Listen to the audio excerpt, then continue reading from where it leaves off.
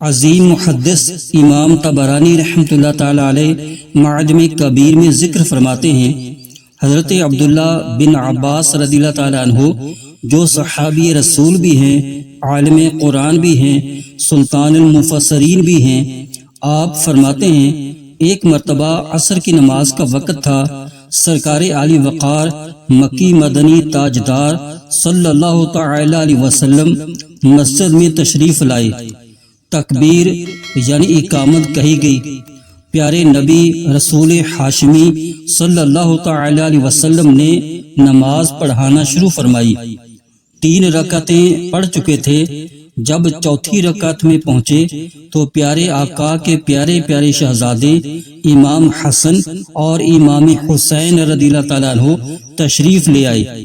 دونوں شہزادے اس وقت ننھی عمر میں تھے۔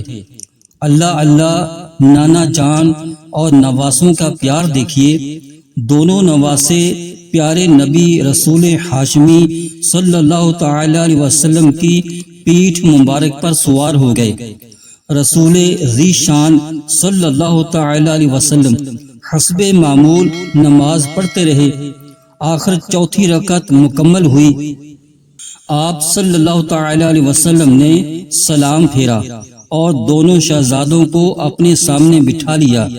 اب امام علی مقام امام حسین رضی اللہ تعالیٰ عنہ نانا جان کی طرف لپکے، آپ صلی اللہ تعالی علیہ وسلم نے انہیں اٹھایا اور امام حسن مجتبی رضی اللہ تعالیٰ عنہ کو اپنے سیدھے کندھے مبارک پر اور امام حسین رضی اللہ تعالیٰ عنہ کو بائیں کندھے مبارک پر بٹھا لیا۔ ناظرین، حدیث پاک آگے بھی ہے۔ اس کے بعد آپ صلی اللہ تعالی علیہ وسلم نے ان دونوں شہزادوں کے فضائل بیان فرمائے، مگر اس سے آگے حدیث شریف سننے سے پہلے ذرا تصور باندھیے یہ کتنا خوبصورت اور حسین و جمیل منظر ہوگا۔ اللہ اللہ، جگہ کون سی ہے؟ دنیا کی دوسری افضل ترین مسجد یعنی مسجد نبوی شریف۔ وقت کون سا ہے؟ وہ بھی عصر کے سب سے جو اعلیٰ خطر کی ہے، یعنی سب سے زیادہ اہمیت والی نماز عصر کے بعد کا وقت ہے۔ سامنے کون بیٹھے ہیں؟ ساری امتوں میں افضل ترین امت کے افضل ترین لوگ یعنی صحابہ کرام علیہم رضوان۔ کلام فرمانے والے کون ہیں؟ ساری مخلوقات میں افضل و اعلیٰ امام الانبیاء صلی اللہ تعالی علیہ وسلم۔ اب یہ کتنی خوبصورت، کتنی فضیلت والی، کتنی اعلیٰ اور نرالی محفل سجی ہوئی ہے، اور قربان جائیے اس عظیم الشان اجتماع پاک کا عنوان کیا ہے؟ فضائل حسنین کریمین رضی اللہ تعالی عنہ۔ سبحان اللہ، کیا شان ہے ان دو مقدس شہزادوں کی۔ اب آگے حدیث شریف سنیے۔ رسول ذی شان مکی مدنی سلطان صلی اللہ تعالی علیہ وسلم نے دونوں شہزادوں کو ابھی تک کندھوں پر بٹھایا ہوا ہے۔ اسی حالت میں صحابہ کرام علیہم رضوان سے مخاطب ہوئے، فرمایا، اے لوگو، کیا میں تمہیں ان کے بارے میں نہ بتاؤں جن کے نانا اور نانی تمام لوگوں کے نانا اور نانی سے بہتر ہیں؟ پھر فرمایا، کیا میں تمہیں ان کے بارے میں نہ بتاؤں جن کے چچا اور پھوپھی تمام لوگوں کے چچا اور پھوپھی سے بہتر ہیں؟ کیا میں تمہیں ان کے بارے میں نہ بتاؤں جن کے ماموں اور خالائیں تمام لوگوں کے ماموں اور خالاؤں سے بہتر ہیں؟ کیا میں تمہیں ان کے بارے میں نہ بتاؤں جن کے والد اور والدہ نہایت ہی افضل ترین ہیں؟ آپ صلی اللہ تعالی علیہ وسلم لگاتار یہ سوالات کرتے رہے، پھر خود ہی ان کا جواب دینا شروع کیا۔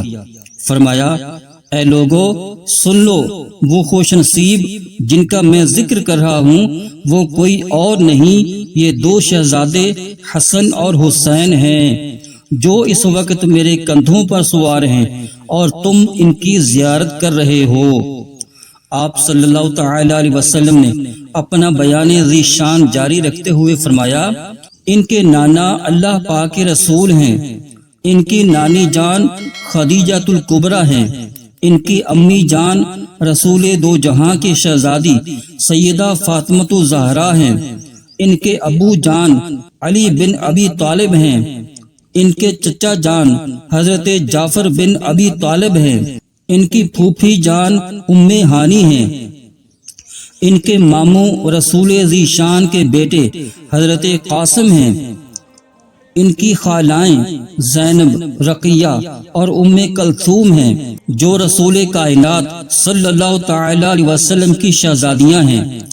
پھر آپ صلی اللہ تعالی علیہ وسلم نے اپنا سلسلہ کلام آگے بڑھاتے ہوئے فرمایا، اے لوگو سن لو، ان کے نانا اور نانی بھی جنتی ہیں، ان کے ابو اور امی بھی جنتی ہیں، ان کے چچا بھی جنتی ہیں، ان کی پھوپھو بھی جنتی ہیں، ان کے ماموں اور ان کی خالائیں بھی جنتی ہیں، یہ دونوں خود بھی جنتی ہیں، اور جو خوش نصیب بھی ان سے محبت کرے وہ بھی جنتی ہے۔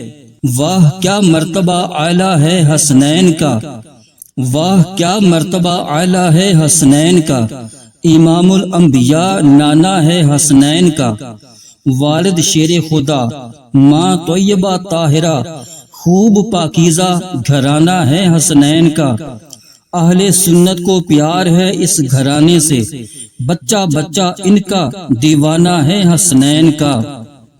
ہر صحابی نبی جنتی جنتی، سب صحابیات بھی جنتی جنتی، چار یاران نبی جنتی جنتی، حضرت صدیق بھی جنتی جنتی، اور عمر فاروق بھی جنتی جنتی، عثمان غنی جنتی جنتی، فاطمہ اور علی جنتی جنتی ہیں، حسن حسین بھی جنتی جنتی، والدین نبی جنتی جنتی، ہر زوجائے نبی جنتی جنتی، اور ابو سفیان بھی جنتی جنتی ہیں، معاویہ بھی جنتی جنتی۔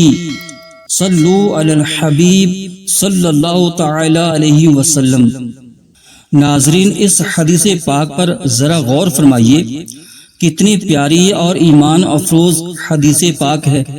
ایک بات یہاں بہت اہم اور غور کرنے کی ہے، اس روایت میں رسول ذی شان مکی مدنی سلطان صلی اللہ تعالی علیہ وسلم نے حسنین کریمین کے فضائل بیان کیے، مگر غور کرنے کی بات یہ ہے، امام حسن و حسین بڑے ہو کر بلند پایا عالم بھی بننے والے تھے، نہایت عبادت گزار بھی تھے، بہت اعلیٰ اخلاق والے بھی تھے، بڑے ہو کر انہوں نے بڑے بڑے کارنامے بھی انجام دینے تھے۔ رسول اکرم صلی اللہ تعالی علیہ وسلم غیب کا علم جانتے تھے، ان کے یہ سب اعلیٰ اوصاف و کمالات آپ صلی اللہ تعالی علیہ وسلم کے سامنے تھے، اس کے باوجود آپ صلی اللہ تعالی علیہ وسلم نے ان کے فضائل بیان کرتے ہوئے یہ نہ فرمایا کہ میرے یہ شہزادے بڑے پکے نمازی ہوں گے، یہ نہ فرمایا کہ میرے یہ شہزادے بہت بڑے ولی اللہ ہوں گے، یہ نہ فرمایا کہ ان کے اخلاق سب سے اعلیٰ ہوں گے، ان کا کردار بہت نکھرا ہوا ہوگا، یہ نہ فرمایا کہ یہ متقی اور پرہیزگار ہوں گے، یہ نہ فرمایا کہ یہ اللہ پاک کا بہت زیادہ قرب رکھنے والے ہوں گے۔